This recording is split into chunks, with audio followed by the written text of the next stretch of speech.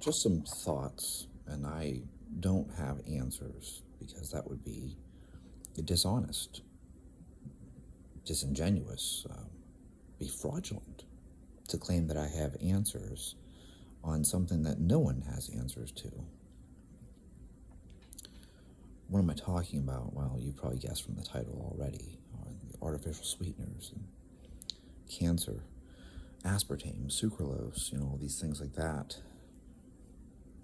I find it very interesting, and I mean this, I from a psychological perspective, like as if you were trying to psychoanalyze someone, I find it very interesting that so many fit pros think that they're experts in oncology. Oh, you have your master's in sports nutrition. That makes you qualified to speak on oncology. Or, oh, you have your PhD in sports periodization. Yeah, you're an oncologist. There are people out there touting ketogenic diets will cure cancer, right? Ketogenic diets will cure cancer. You have a fucking PhD in exercise science. You're not an oncologist. This isn't to say that someone couldn't have expertise in a field outside of their own field, but that would be rare.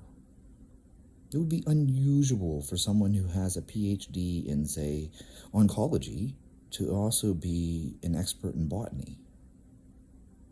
You wouldn't expect that. Or someone has a PhD in physics, and they also happen to be an expert in, pick your fucking topic, something completely unrelated.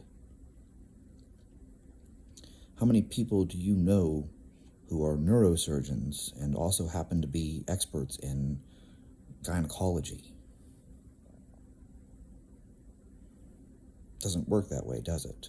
Typically, the amount of time and energy you have to invest into one thing to specialize in it means that you don't have the time and energy to become an expert in something else. If you want to get your PhD in, say, neurobiology, then you study neurobiology for your entire master's and PhD, and you didn't spend time studying, say, organic chemistry or nuclear physics, quantum physics, for that matter. You spent your time studying this very small and specific thing. Therefore, you didn't have time to become an expert in other things.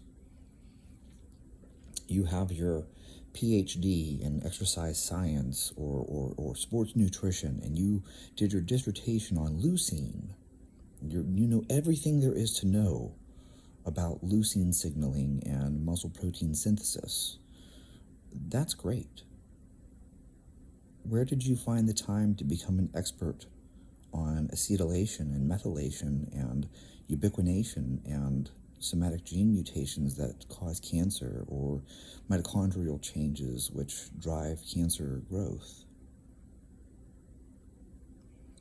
You're also an expert in glucocorticoid therapy in the treatment of oligodendroglioma, which is fascinating because you did your PhD on leucine, and yet you also happen to be an expert on radiotherapy for the treatment of glioblastoma multiforme. Really?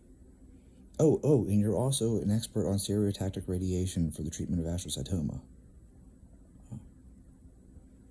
And you're also an expert on gut health, diverticulosis, diverticulitis, even though you don't know the difference between the two.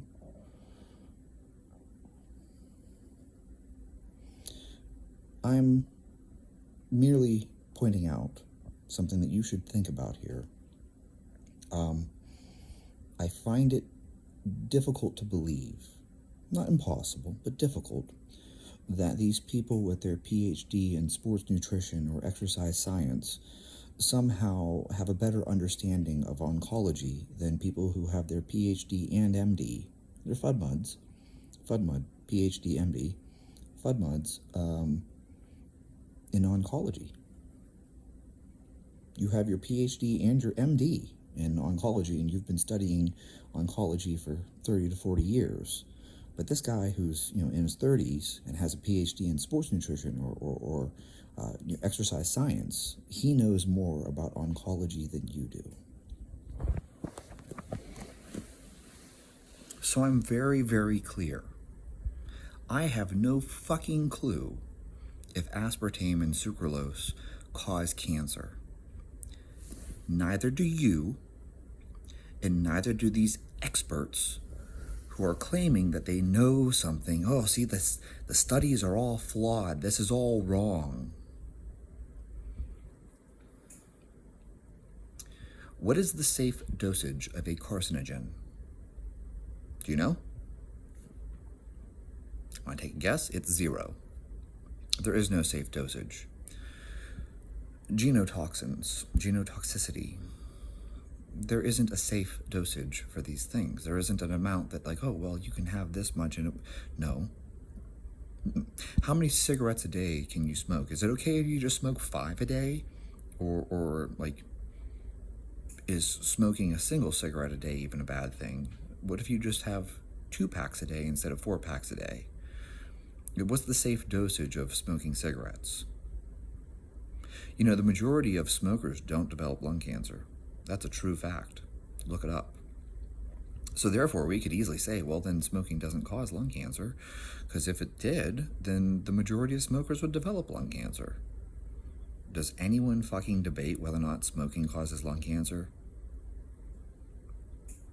Okay. Like I said, I don't know. I have no idea if sucralose and aspartame cause cancer, but neither do you. Okay? And neither do these so-called experts, because they're self-appointed experts. They're not actually experts. They have their PhD in exercise science or, in sports nutrition. They are not oncologists. They don't have their PhD or their MD in oncology. So whenever all these oncologists tell you this is probably a bad thing, odds are, and I'm not saying always, just playing the odds here, because I am a betting man, I'm betting that the oncologists know about oncology. And I'm betting that the guy who has an exercise science degree doesn't know about oncology. And it really is that simple. So, at the end of this whole thing, I'm going to tell you something, because there's always something useful here. My advice to you is to err on the side of caution. And when someone speaks about cancer, if that person is an oncologist, you might trust that person's opinion over trusting the opinion of someone who has absolutely no experience and no skin in the game. So when some person with an exercise science degree, I don't care if it's a master's or a PhD, tells you ketogenic diets will cure your cancer, tell that person to fuck off.